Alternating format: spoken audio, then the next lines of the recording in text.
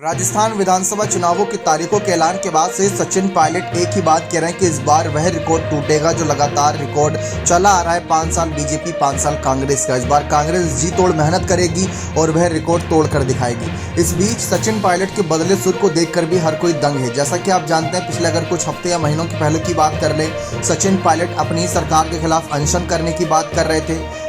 लंबी यात्रा तक निकाल दी थी, पैदल चलते नजर आए थे गर्मी के दिनों में, साथ ही साथ धरने पर बैठ गए थे। तो ये सब नजर आया था सचिन पायलट के अंदर कि वह जनता की लड़ाई के लिए अपनी सरकार के खिलाफ जा रहे थे। लेकिन अब सचिन पायलट के सुर बदल गए हैं। शायद यही बड़ी शर्त अब कांग्रेस आला कमान ने उनके सामने रख दी है कि पहली शर्त शायद ये हो कि पहले गहलोत, पायलट और तमाम विधायक, तमाम मंत्री साथ मिलकर चुनाव लड़े और चुनाव जीत जाने के बाद तय होगा कि मुख्यमंत्री कौन बनेगा।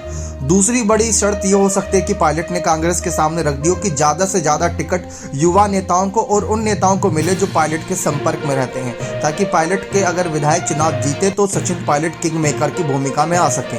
तीसरी बड़ी शर्त ये हो सकती है कि सचिन पायलट को CWC की बैठक में भी शामिल किया गया है, ताकि ये दिखाया जा सके कि सचिन पायलट तो राजस्थान में कम एक्टिव है। गहलोत उन्हें अब खुद हाईकमान कहते हैं क्योंकि वे CWC की कांग्रेस वर्किंग कमेटी में शामिल हो गए हैं। तो ऐसे में सचिन पायलट का कद लगातार बढ़ रहा है और सचिन पायलट को अब कांग्रेस नाराज भी नहीं करना चाहती। पायलट की ताकत देख चुके हैं कांग्रेस पार्टी कि राहुल गांधी, प्रियंका गांधी, सोनिया गांधी के बाद मतलब कन्हैया कुमार जैसे नेताओं की फहरिस्त में सचिन पायलट का नाम भी सामने आता है, जिसको जनता सुनना पसंद करती है। इनकी बातों पर जनता भरोसा जताती है और एक बड़े नेता होने के नाते सचिन पायलट को काफ़ी तरजीह भी मिलती है। इनके पिता के नाम की वजह से भी तरजीह मिलती है।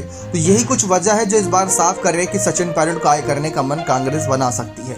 लेकिन सबसे बड़ी शर्त तो यही है कि इस बार चुनाव जीतना और विधायकों को मनाना सचिन पायलट के लिए सबसे बड़ी चुनौती रहेगी। अब देखते हैं किसको ज़्यादा टिकट मिलती है। अभी तक कोई लिस्ट सामने नहीं आई है कांग्रेस पार्टी की। सबकी नज़रें राजस्थान विधानसभा चुनाव से पहले कांग्रेस की लिस्ट पर रहेंगी कि किसके खिलाफ किसको उतारा जाएगा। ये बात तय मानी जा रही है कि सचिन पायलट टोंक से ही चुनाव लड़ सकते हैं, लेकिन टोंक से चुनाव लड़ेंगे इस बार ओवैसी, रमेश विदुड़ी जैसे बड़े नेता इस बार उनको घेरने के लिए तैयार बैठे हैं। क्या आपको लगता है कि सचिन पायलट मुख्यमंत्री की फहरिस्त में कभी अपना नाम जोड़ पाएंगे या नहीं? अपने राय कमेंट सेक्शन में जोड़ दीजिएगा। बहुत बहुत धन्यवाद।